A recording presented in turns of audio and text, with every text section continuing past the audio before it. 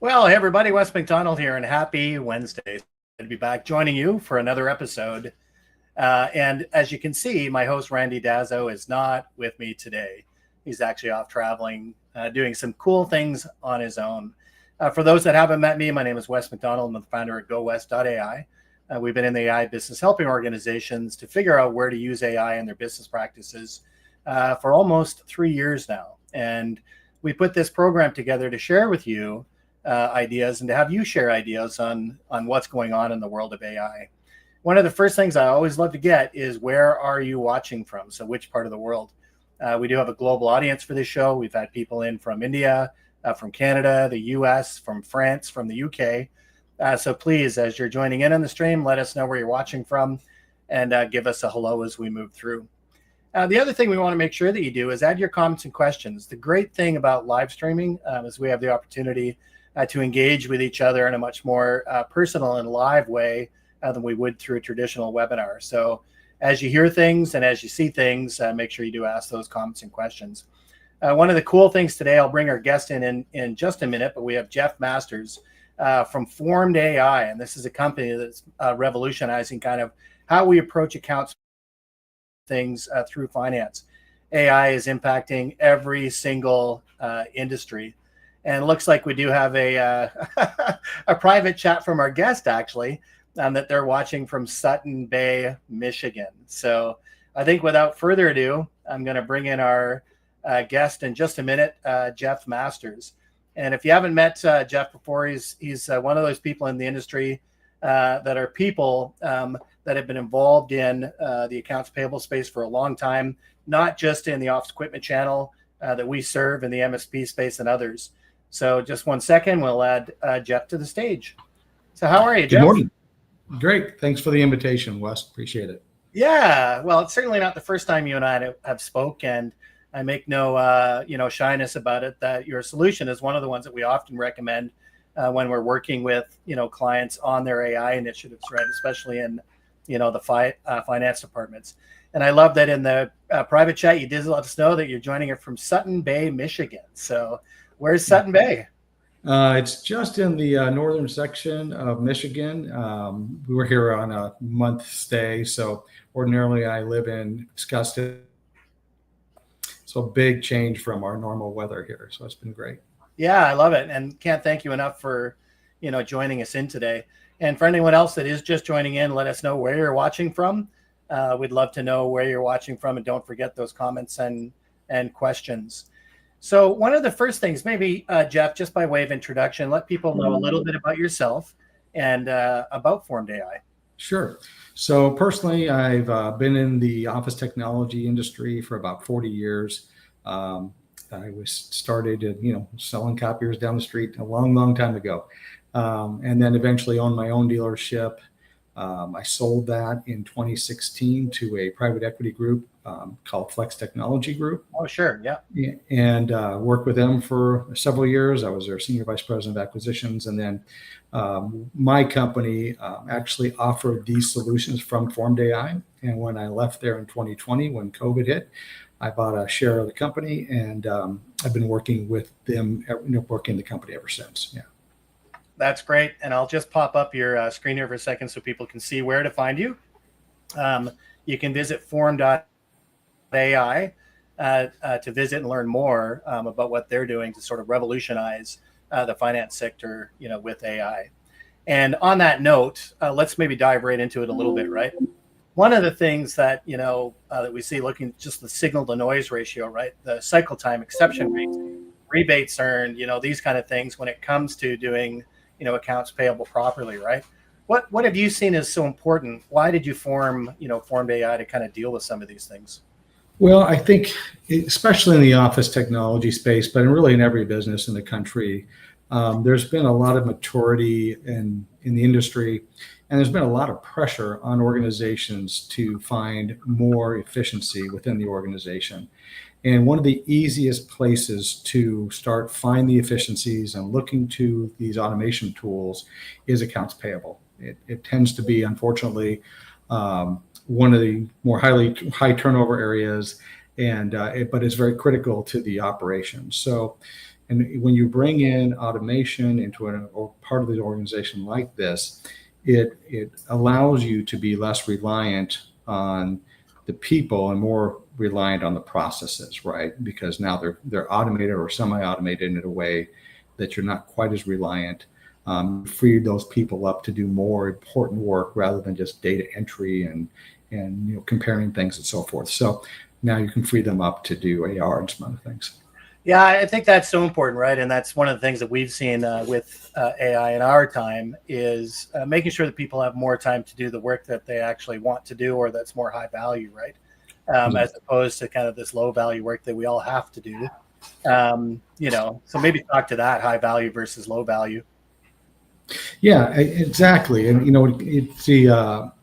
it's the ROI is really very, very good for the companies that engage. The typical cost to process an invoice is around almost $10, right, to do it manually. And wow. It's a fraction of that cost to do it through a solution like this. So the ROI is very strong on the invoice processing side. And of course, the payment processing side has a phenomenal ROI because you're earning rebates, which we can talk about more as we go along here. But there's a significant ROI on the payment side. Yeah, I love that.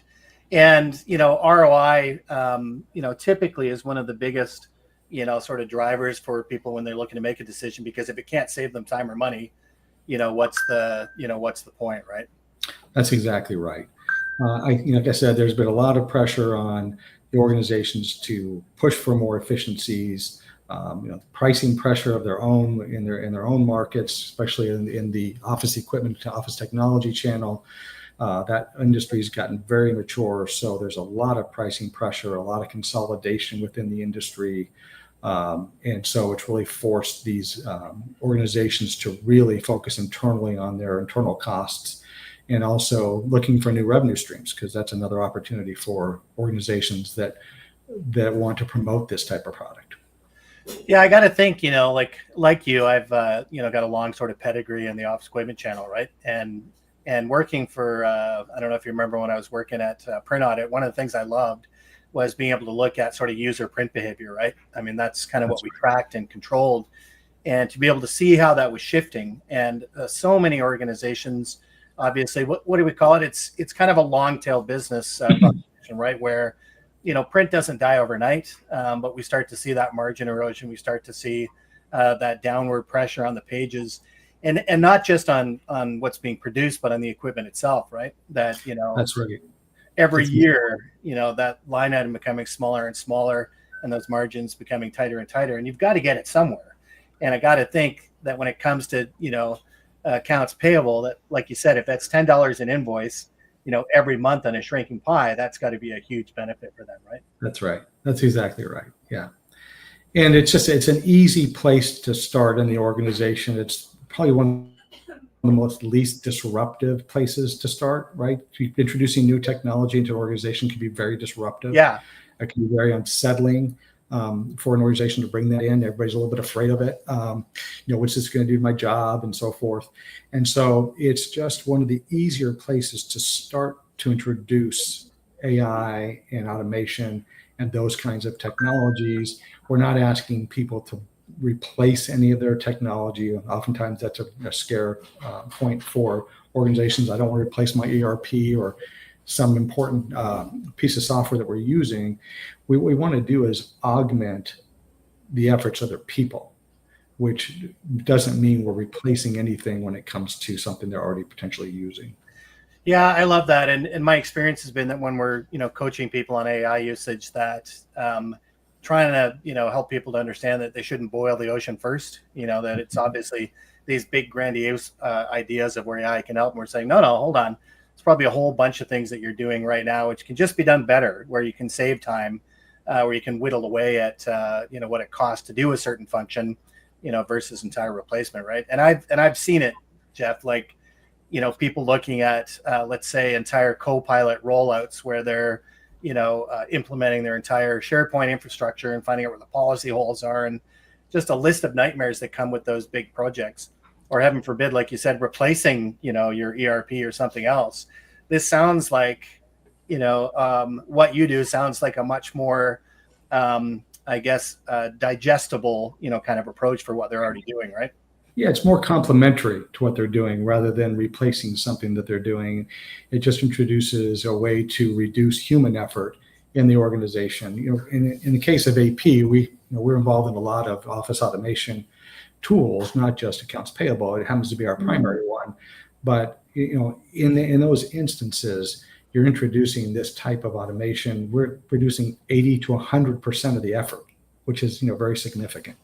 Yeah, I think what's important too is that you do have a lot of industry experience outside of the office equipment channel, where we can learn lessons, from other, channels, as well, right?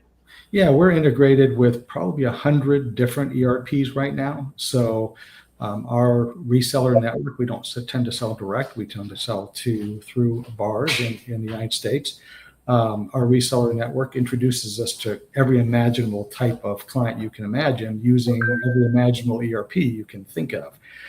So we are introduced to manufacturing and healthcare and accounting, and you name it. The verticals that we're involved in are pretty broad.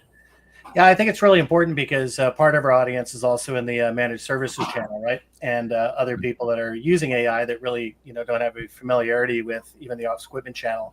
And that certainly you have the expertise and experience to be able to help in those areas as well, right? That's right. That's right. Yeah, it really extends to almost any industry. And for us, an invoice is an invoice, right? It doesn't really matter what vertical you're in. They all really look very much the same. There's some nuances from industry to industry, but pretty much they're the same. And so it really comes down to the ERP that they're using, right? Will that ERP, are they friendly, and will they allow us to play with them? And do they have the tools to allow us to work with them? And most of them do. It's rare that we find one that doesn't play well with others, or it never built their ERP with the intent of working with a third party like us. Yeah, and I'd have to think that the system would have to be like a real legacy system, not to have some kind of API approach. That's right. That's right. And even the older ones we can use RPA and so forth. But but every now and then you run into one that they just don't play well. They're not going to let you. They're not letting you in. Yeah, and as I like to say, moving on. If they're not ready, then they're never going to be ready, right? That's right. That's exactly right. It always astounds me, though. It's like, if there's new ways to help our customers, why on earth wouldn't we, kind of work on those integrations and partnerships, right? You would think. Yeah. Well, let's talk about another issue that's kind of important to people, and this issue is not just to do with capturing financial data, but as a rule with AI, right? That people are a little bit afraid of security and data capture and those kind of things, right? So maybe talk a little bit about, that in your world, sort of what you do at FormedAI, looking at some of those safeguards that make accuracy, yes, number one, and also just to be able to secure that data at scale. Yeah, from a security perspective, we're a hosted solution, software as a service. We host our solution in Amazon Web Services. And, because we do that, we have a very close relationship with Amazon, and we are SOC 2 compliant, which really passes most organizations' litmus test when it comes to security. I have yet to have somebody say that's not adequate enough, right? Yeah.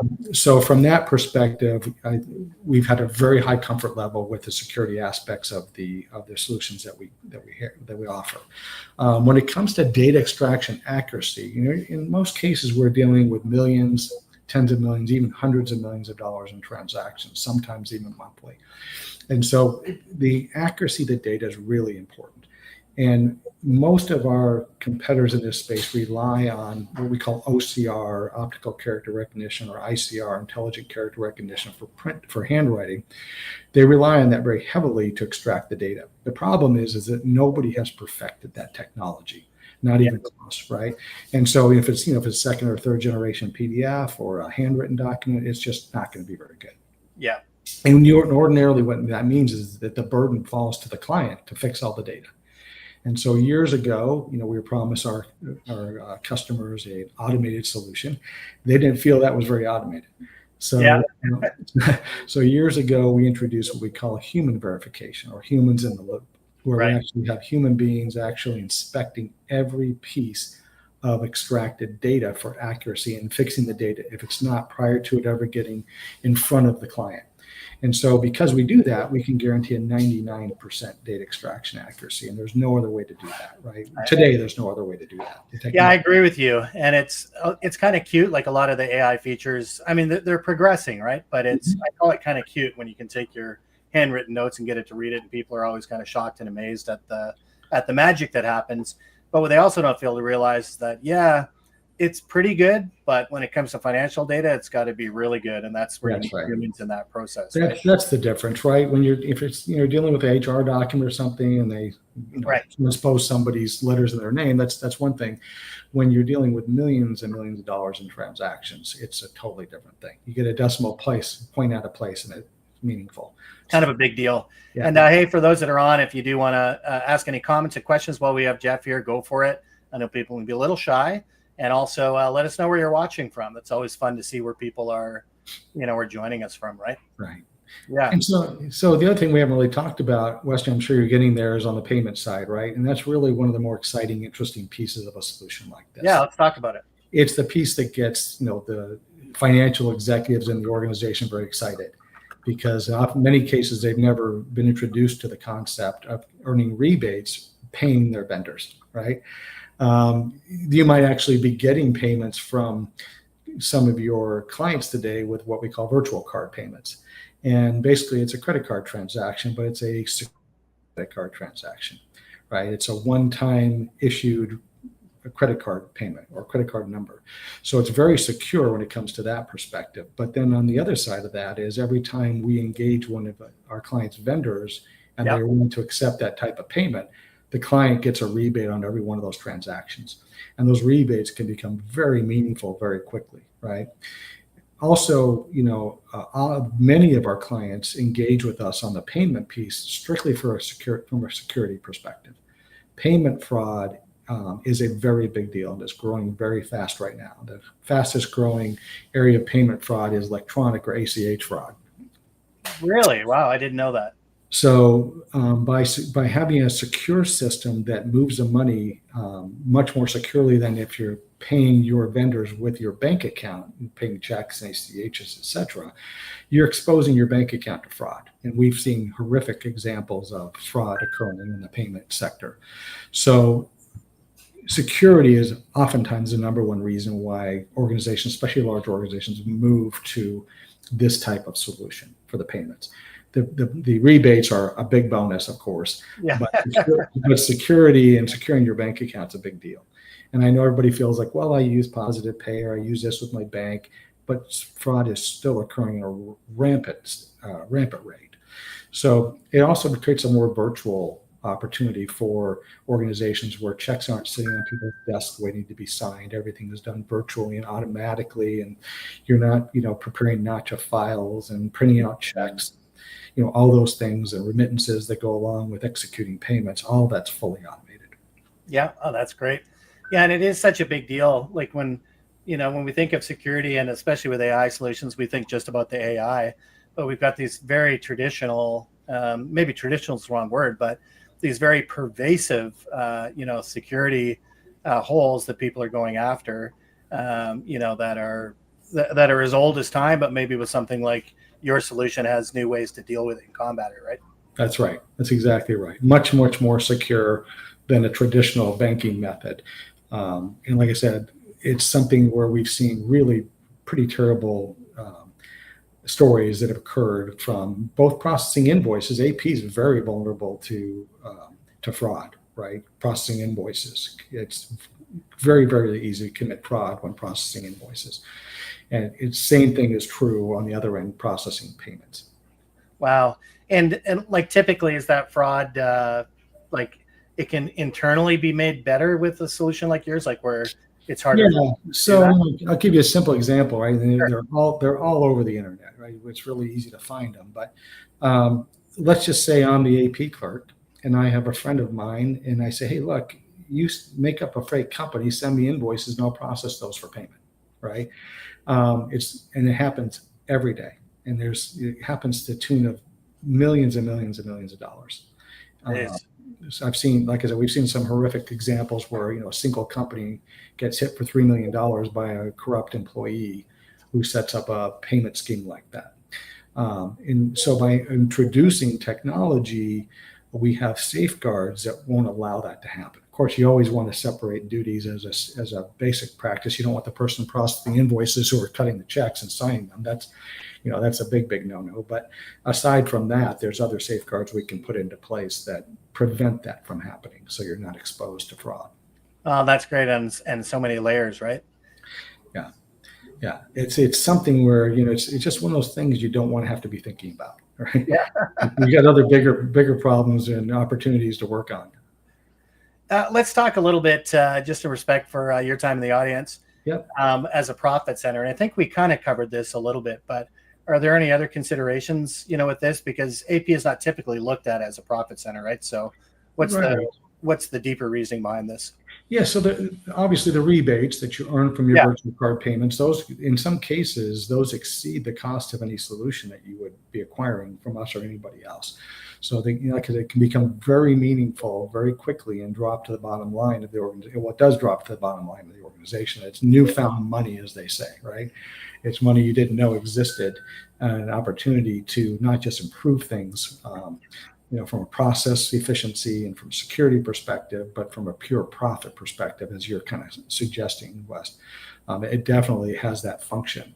On the other side of that, for those of our partners who actually sell our solution, there's some significant opportunity for recurring revenue. A lot of these dealers in the office equipment channel, or even say in the MSP channel, right? They're looking for new streams of recurring revenue because their current streams are being eroded. And so solutions like this offer them to enhance. They already have the customers that love them and want them to do business with them. And now they can introduce something new to enhance and supplement, or in some cases replace other recurring revenue opportunities. I love it. So it's actually as a direct revenue stream for them, not just as a profit center for rebates, which is really cool. That's right. Yeah, I mean, as having been a dealer owner myself for many years, that was something we were always looking for, was new sources of recurring revenue to supplement our traditional sources that we had. And as pressure and competition get greater and greater, you're looking for things that are complementary to what you're already offering. You don't want to start selling refrigerators if you're selling, if you're an MSP, right? But if you have something that is complementary to what you're offering and makes common sense to the client, that this would be something that would fit alongside of what you're already offering, then the clients tend to be very trusting, right? Because they're making the assumption that the VAR has vetted out the solution and know that it's going to be something that's going to really add value to the client. I love it. And with respect for where we are, we've got a few minutes left. I wonder if you can talk to me a little bit about, looking down the road, looking around the corner, right? And this doesn't just have to be what's coming for AP. It could be any thought, that you've been thinking about for AI. Mm-hmm. But what's coming around the corner? What should people be, looking into the future for? Well, AI is definitely improving, right? So we have a team of people that currently are working on a project hand in hand with a couple of very, worldwide name brands on our own AI technology to enhance that, right? So that we can rely less on traditional technologies like OCR, ICR, and even our human effort that we currently have in place. We want to be able to introduce AI because the new AI, you can actually train the AI, right? So we have millions and millions of documents that we processed, and we know what the data is supposed to look like, and we know what the data is, and we can train that technology over millions of documents. And that's really where it becomes valuable, because now we don't need to rely on a human eye. We've seen this document before. We know exactly what it looks like. We know where to find the information. And even, we've even corrected information that maybe the technology didn't know the first time it came through, and we've trained it. So now the next time it comes through, that's really what separates, the AI technology that's available today. And maybe it gets better down the road. But if you can train the technology over a period of time, it gets very, very smart, and it gets very, very efficient. I love it. And one of the things I've seen as well when we talk about sort of, the OCR capture, et cetera, right, is that in the past, I had built models for clients where we actually had to have readable PDFs where the the image documents themselves, if it was a PDF that was a straight image, simply weren't working well enough.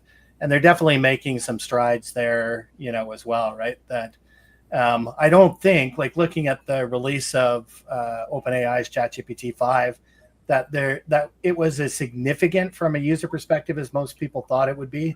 But some of the things that are happening in the background, there are some pretty significant advances, and that's exciting that you guys are implementing, that with your other AI partners as well into the future. Yeah, when we certainly look at all those as they come out. We certainly looked at ChatGPT 5 when it came. We started testing it to see how well it would do. It didn't, right? Because it wasn't trainable. No. We couldn't train it. No. And so if you can't train it in some way, shape, or form to learn based on what you want it to learn, it's good. It's just not great. Right? That's right. Yeah. And it's not doing what it should be doing for a specific use case as well as it should be doing it. Right. Yeah. Well, it's great to see the efforts that you're doing and the impact that you made in the marketplace. And certainly, if anyone wants to learn more, I'll put it up here again. You can head over to Formed.ai. And of course, you can find Jeff on LinkedIn. You can reach out to myself or Randy, and we'll make sure that you can get in touch as well. So, Jeff, I can't thank you enough for joining the program today. And one of the things that we always end with, and Randy isn't here, what I always say is, until next time, keep learning. And I don't know, what would you say, Jeff? Until next time, what? I would say just keep yourself aware of the technologies that are coming out. Be inquisitive, like you said. Just want to be inquisitive and keep yourself abreast, especially relative to your own industry. I'm available. Technology experts like yourself are available to answer questions as they come up. But yeah, it's just be inquisitive.